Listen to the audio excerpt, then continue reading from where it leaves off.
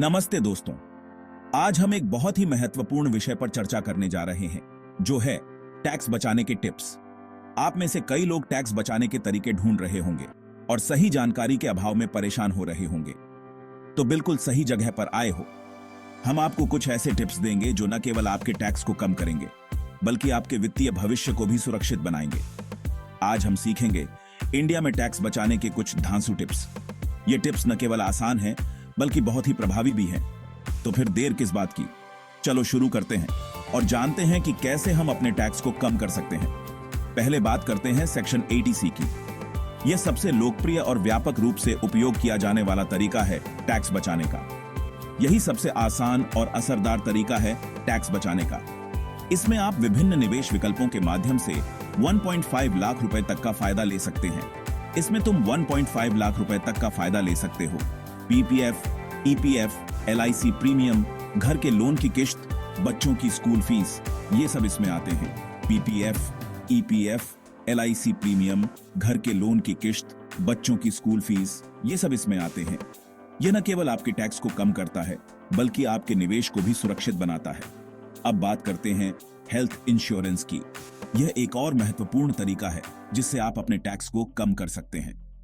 Section 80D के हिसाब से तुम अपने और अपने परिवार के हेल्थ इंश्योरेंस के पैसे पर टैक्स छूट पा सकते हो।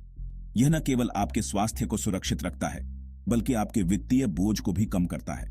यह छूट 25,000 से 50,000 रुपए तक हो सकती है। तुम्हारी और तुम्हारे परिवार की उम्र पर निर्भर करती है। अगर आपके माता पिता वरिष्ठ नागरिक हैं, तो यह छूट और भी बढ़ सकती है। अगला है घर के लोन का ब्याज।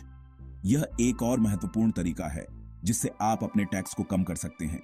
सेक्शन 24B के तहत तुम अपने घर के लोन के ब्याज पर 2 लाख रुपए तक की छूट पा सकते हो।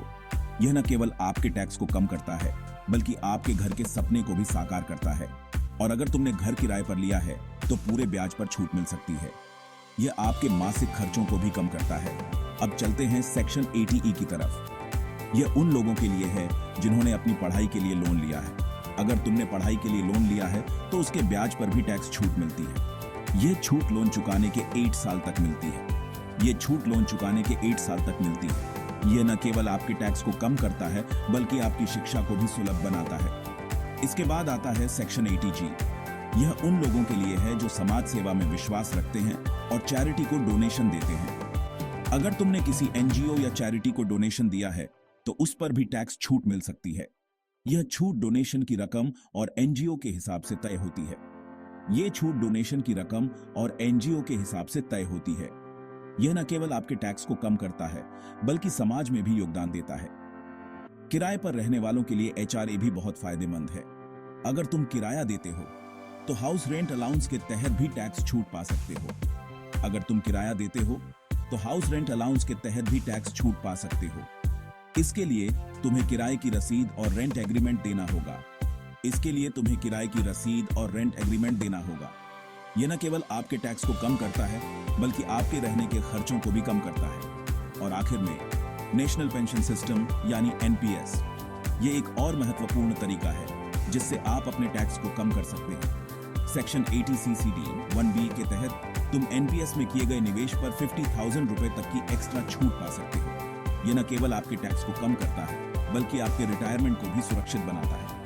तो ये थे कुछ जरूरी टिप्स इंडिया में टैक्स बचाने के लिए। उम्मीद है ये जानकारी तुम्हें काम की लगी होगी। उम्मीद है ये जानकारी तुम्हें काम की लगी होगी। अगर तुम्हारे मन में कोई सवाल हो, तो कमेंट में जरूर पूछना।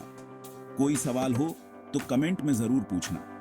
हम आपके सभी सवालों का जवाब देने की कोशिश करेंगे। चैनल को सब्सक्राइब करना मत भूलना और इस वीडियो को लाइक और शेयर भी कर देना। धन्यवाद। आपके समर्थन से ही हम और भी उपयोगी जानकारी ला सकते हैं।